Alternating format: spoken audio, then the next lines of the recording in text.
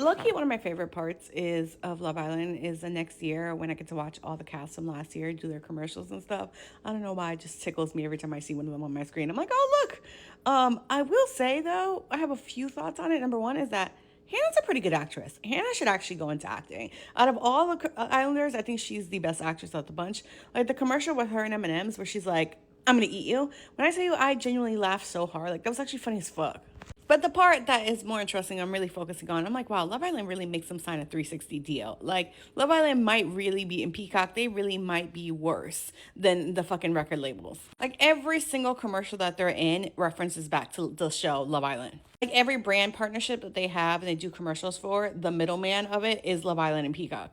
Like I just watched Alandra's commercial for Popeyes, and it is a Love Island brand deal. And I'm just like, isn't Alandra big enough that she doesn't need to reference back Love Island to be in a commercial? But I'm like, I guess not. But I'm noticing they don't do with every single person, so I'm curious to see what the Love Island contract looks like and what are the speculations in there. Because like if I'm thinking back on season six, for season six, I saw commercials with Serena and Cordell. I saw commercials with Janae. I saw commercials with Kaylor as well, and obviously we saw commercials with Rob. I don't remember if oh yeah, maybe I did see it. I think I saw a Buffalo Wild Wings commercial with Kendall. Like I didn't see any commercials with Nicole. I didn't see any commercials with Liv either. So it's like, how specific are these contracts, or are the contracts for endorsements signed after the season's over? Is that a different contract than the contract for Love Island itself? And like, are they forever just employed by NBC now? Like I watch St. Dennis, which is an NBC show comedy, and Ariana Madix comes out on that show as like acting as an actress, right? And Jeremiah, actually, I think about it, Jeremiah came out in one of the episodes as well,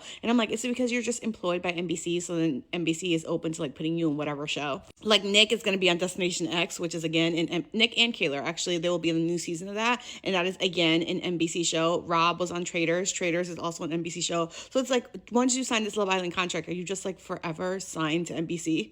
Furthermore, and the part that I'm actually more curious about is that, do they have to sign a non-compete clause? Like, does that mean that they are no longer allowed to do stuff for other networks and get hired by other networks anymore? Like, you're just signed to NBC. I know this is a newer concept that is just being like rolled out, right? Like I think it started for sure. Like I think it was hinted at after season six. I know their contracts were definitely signed after season six was over and it blew up, right? But season seven, I think it might have been beforehand. I'm curious to how it's going to work for season eight. The only reason why I'm noticing this is because what is that girl's name who came out in season six and like dated Rob for a little while? She was Latina. Not Daniela, the other one, the other with the darker Casey, maybe her, right? She just did Are You the One, which was on Netflix, right? And I'm like, she's the only person who I've seen make that crossover, and I think it's because she showed up, like she was in earlier seasons before all of these contracts were in place. So I don't think that she's technically like employed by NBC, so therefore she can go off and work with Netflix.